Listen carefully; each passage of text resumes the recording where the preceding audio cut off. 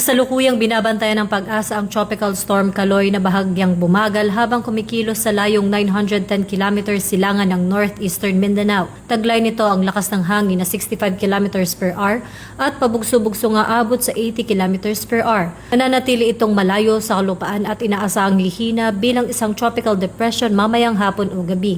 Bagamat hindi direktang tatama sa bansa, nagbabala ang mga otoridad sa katamtamang pag-alon ng dagat na aabot sa 2.5 metro, partikular na sa mga baybayin ng Northern at Eastern Samar, Siargao, Batanes at Ilocos Norte.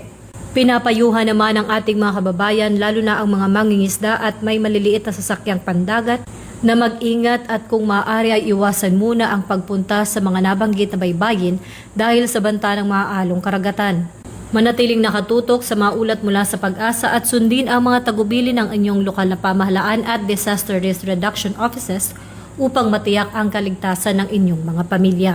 Mula rito sa Campo Crame, ako po si Patrolwoman Sari Bernales, nagbabalita para sa Police News Network. At ito ang bagong PNP para sa bagong Pilipinas, serbisyong mabilis, tapat at nararamdaman.